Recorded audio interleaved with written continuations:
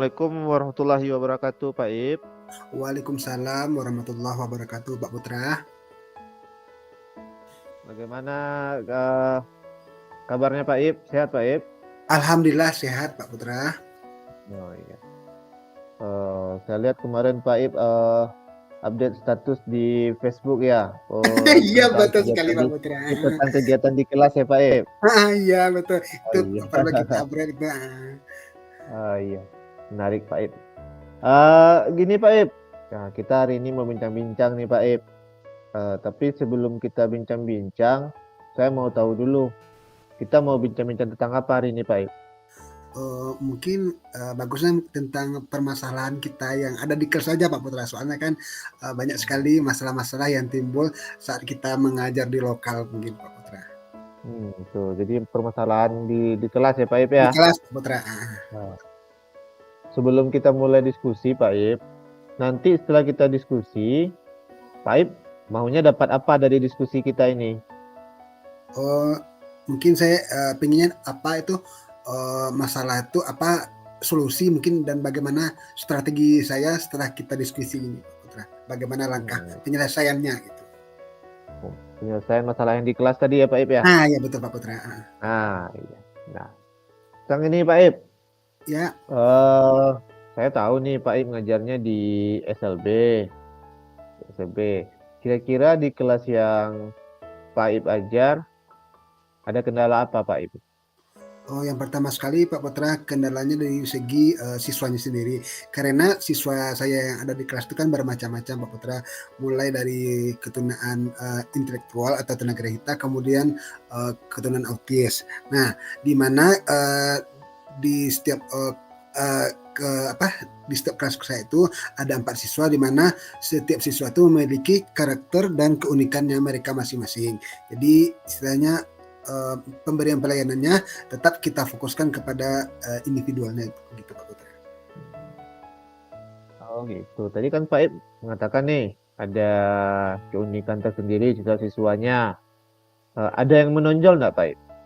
Siswa Pak Yang Ib tersebut. menonjol, yang menonjolnya mungkin itu Pak Putra. Misalnya saat untuk memulai kegiatan, misalnya saat saya mulai berbicara, kadang-kadang ada satu anak tunagrahita itu saya belum selesai ngomong, dia udah langsung menyelonong gitu Pak Putra. Seharusnya kan kalau kita ngomong itu kan tolong didengarkan dulu oleh siswanya. Kemudian ada lagi satu anak Pak Putra, dia sering bertanya, Pak, besok pelajaran apa lagi kita Pak? Sama siapa kita belajar lagi Pak? Jadi macam-macam mereka bertanya Pak Putra.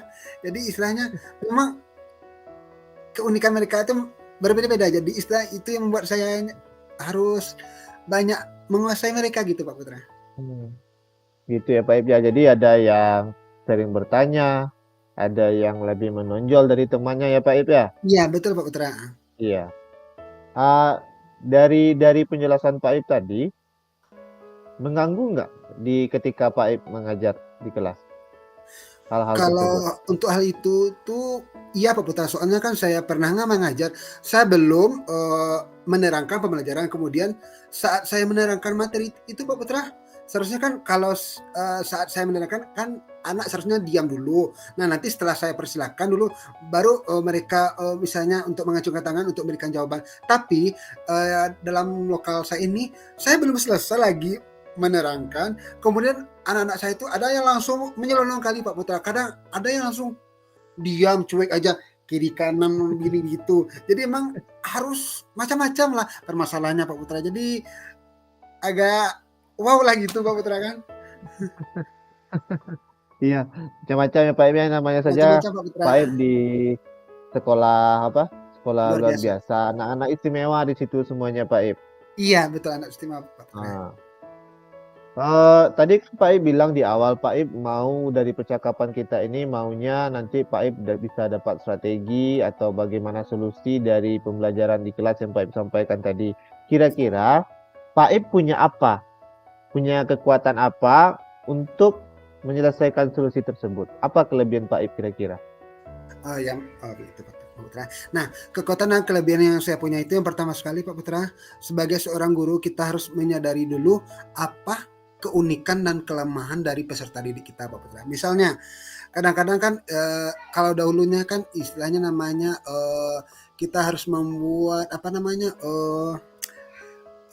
kesepakatan kelas dulu Pak Putra. Sebab kalau kita tidak melakukan kesepakatan kelas dulu, memang anak-anak itu tidak tahu bagaimana cara bersikap, bertindak saat pembelajaran itu Pak Putra. Jadi memang kita harus meyakini dulu, istilahnya menyadarkan anak dulu bahwasanya kita di sekolah itu ataupun di kelas itu punya aturan. Nah, aturan itu harus kita sepakati, bukan kita buat saja tapi tidak kita laksanakan.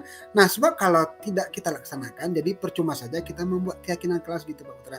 Kemudian lagi, Hmm. saya meyakini kepada diri saya sendiri bahwasanya walaupun anak saya itu berkebutuhan khusus, mereka masih punya naluri untuk bagaimana merasakan istilahnya seorang guru tuh bagaimana dia bisa menyadarkan anak muridnya bahwasanya, nah kalau kita belajar di kelas itu kita harus mematuhi atau mendengarkan guru kita gitu. Sebab anak berkebutuhan khusus ini Pak Putra memang kita arahkan minta harus kita ulang-ulang memberikan pengarahan kepada mereka. Sebab kalau nggak bisa sekali kita ulang sampai 10 kali atau ratusan kali Pak Putra. Jadi intinya kita harus bersabar, kita seorang guru harus mempunyai tekad bahwasanya insya Allah nak dengan kita berusaha untuk saling berbagi, istilahnya saling mengingatkan, mungkin kamu bisa juga mematuhi apa rencana kita dalam kelas ini bisa supaya pembelajaran yang kita laksanakan itu bisa berlangsung dengan baik. Kemudian kita harus meyakini anak itu bahwasanya dengan kita saling mendengarkan, insya Allah pembelajaran itu akan terlaksana. Kemudian lagi keyakinan kelas kita bahwasanya kelebihan diri saya kita seorang guru harus mengetahui apa saja kebutuhan dan apa kelemahan dari siswa kita. Sebab di sekolah luar biasa ini Pak Putra mereka itu memiliki pemahaman dan tingkat kecerdasan yang berbeda-beda gitu Pak Putra. Jadi kita harus mengetahui dulu apa kelemahan, kebutuhan dan keunikan mereka gitu. Ya. Baik Pak Ip. Jadi Pak Ip tadi mengatakan Pak Ip sudah mempunyai sudah mempunyai kekuatan dari segi kesabaran yang lebih, Kesabaran Pak Putra. dari segi gimana tadi itu kemampuan untuk tetap menerima pertanyaan-pertanyaan dari iya, kan menerima pertanyaan siswa.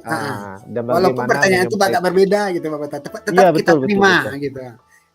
Betul. Berarti Pak Ip udah punya apa ini? Udah punya senjata ini untuk mencapai tujuan tersebut. Nah, Pak Ip, sekarang dari permasalahan yang Pak Ip sampaikan tadi, kira-kira menjelang Pak Ip menyelesaikannya, Pak Ip sekarang berada di skala 1 sampai 10 di nomor berapa sekarang Pak Ip kira-kira?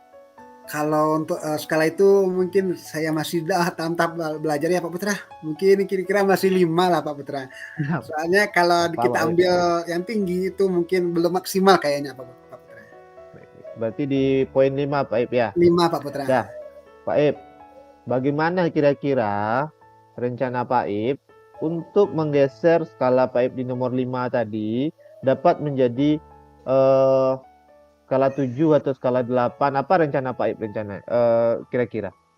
Ya, rencana saya Pak Putra yang pertama sekali itu untuk mengatasi masalah saya di kelas itu, mungkin saya harus yang pertama sekali harus melakukan refleksi diri. Saya harus menyadari di mana kelemahan saya, apa yang kurang bagi saya sehingga anak-anak saya itu masih ada yang kurang fokus saat belajar. Kemudian juga saya meminta istilahnya berkolaborasi dengan teman sejawat bagaimana mengatasi siswa saya di kelas. Kemudian lagi saya juga harus banyak belajar melalui kegiatan pelatihan mandiri atau webinar supaya ilmu saya dalam menghadapi anak-anak di kelas ini bisa bertambah. Sebab kalau kita dalam dunia pendidikan ini Pak Putra, terutama dalam kurikulum Merdeka ini, kita sebagai seorang guru harus terus belajar dan belajar, karena dengan belajar itu kita akan menambah ilmu pengetahuan dan cakrawala berpikir kita akan berkembang gitu Pak Putra. Iya. Nah, mesti terus belajar ya Pak Ip ya. Terus belajar Pak Putra, istilahnya nggak ada boleh hentinya kecuali ajal menjemput, mungkin kita belajar.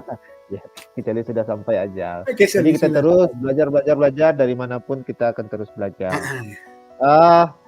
Kira-kira dari segi pembelajaran baik dari webinar, baik dari rekan sejawat, Pak Ip punya waktu berapa lama untuk menyelesaikan permasalahan yang Pak Ip sampaikan tadi? Waktu yang saya butuhkan untuk menyelesaikan masalah itu Lebih kurang 1,5 bulan Pak Putra. Jadi dari setengah Bulan. bulan tuh kita harus me-manage waktu bagaimana masalah yang di kelas itu bisa kita atasi dengan dengan siswanya itu Pak Putra. Iya, ya. 1,5 bulan ya Pak Ip ya. Jadi Setengah bulan selama Pak kurang Putra. 1,5 bulan, tadi Pak Ip menyampaikan Pak Ip akan bertanya kepada rekan sejawat, Pak Ip juga akan mencari informasi-informasi di webinar. Nah Pak Ip, kalau misalnya, ini misalnya Pak Ip, ketika Pak Ip webinar atau bertanya dari rekan sejawat, Pak Ip mendapat gangguan, mendapat kendala. Gimana itu Pak Ip? Misalnya kalau saya ada mengalami kendala dalam kegiatan misalnya dalam penyampaian kepada rekan sejawat atau webinar, mungkin saya sebagai seorang manusia mungkin harus kalau jawabannya saya dapat tuh mungkin belum pas atau belum tepat, saya mungkin berusaha untuk mencoba kembali menanyakan apa masalah saya tersebut, bagaimana cara mengatasinya, atau bisa juga dalam kegiatan kombel biasanya kan kita berkumpul tuh menyampaikan apa masalah kita di kelas itu. Kemudian kita minta pendapat kepada guru-guru lain untuk mencarikan solusinya. Di situ tuh saya juga membutuhkannya Pak Putra. Kemudian kalau dari segi webinar itu biasanya kita kan ada diadakan apa namanya sering atau tanya jawab Pak Putra. Di sana saya juga akan menanyakan bagaimana mengatasi permasalahan yang ada di kelas saya itu Pak Putra. Gitu ya Pak Ip ya. Jadi terus berkomunikasi dengan sejawat, menyelesaikan kalau ada kendala kita harus berupaya menyelesaikan ya Pak Ip ya. Ya Pak Putra. Nah Pak Ip, kegiatan yang Pak Ip katakan 1,5 bulan tadi, kapan rencananya Pak Ip mulai? Oh ya, kegiatan itu rencana saya mungkin dari bulan akhir September sampai akhir September ini sampai menjelang minggu kedua November mungkin Pak Putra. Soalnya kan Kedua November ya. ini udah hampir Ya. mau habis 1,5 bulan kita mulai di akhir September. September. Harapan saya nih kegiatan Pak Ip yang rencanakan tadi itu dapat berjalan dengan maksimal, baik itu dari segi webinar maupun komunikasi dengan rekan sejawat seperti yang Pak Ip sampaikan tadi. Nah Pak Ip, ini mumpung waktu kita kayaknya sudah mau habis nih Pak Ip. Ya Pak Pertanyaan Putra. terakhir saya, kalau misalnya setelah 1,5 bulan sudah selesai dan Pak Ip sudah menyelesaikan permasalahan yang Pak Ip alami tadi, tindak lanjut ke depannya bagaimana Pak Ip? Oh iya. Baiklah Pak Putra.